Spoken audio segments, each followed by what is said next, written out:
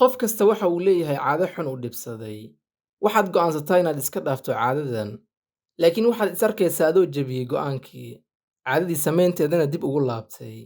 Caadadan waxay noqon kartaa caado kasta oo aadan raalli ka ahayn naftaada inaad samayso, sida siigada, balwadda, isticmaalka badan social miidiyaha, dhafarta, iyo wixii la mid ah.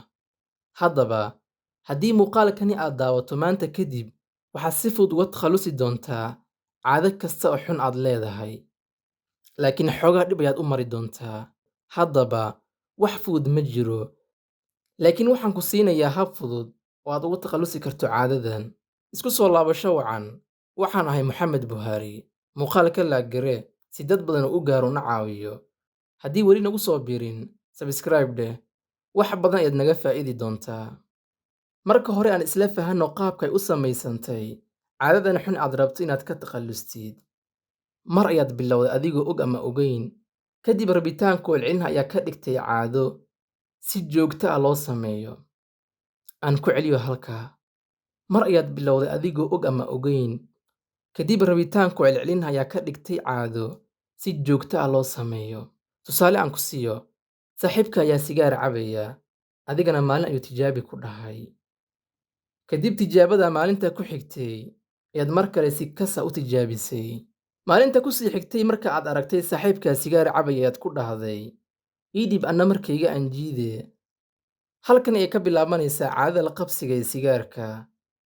Kadib waxaa ku soo darsamaya hormoonaad maskaxdaada ay soo dirayso, taasoo ku faraysa in aad u baahan tahay in sigaar aad dhuuqdid, ilaa aad addicted ku noqotid aadan iska dayn karin.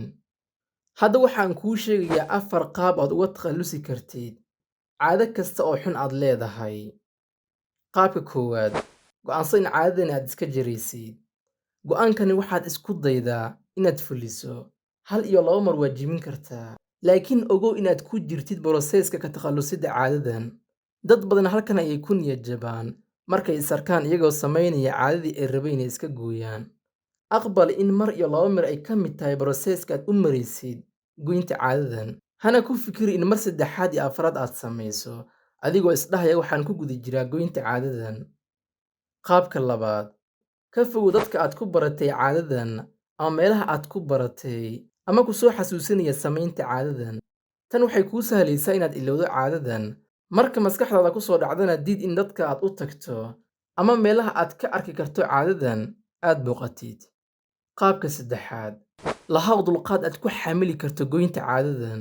Si kasta maskaxda pressure kugu saarto samaynta caadadan, laakiin diid oo wax kale isku mashquuli markaa.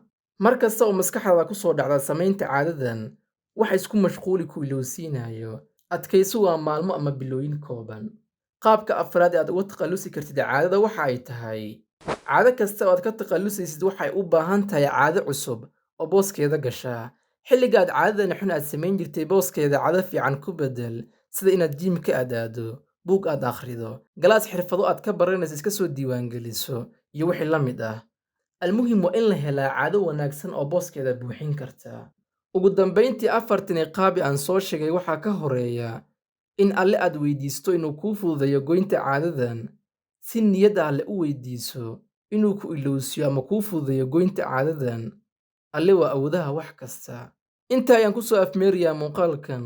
Fadlan haddii uu ku caawiyey muuqaalka laag garee si dad badan u gaaro una caawiyo. Ha ilaawin in qof goynta caado ku dhiban aad la sheer garayso. Waa mahadsantahay.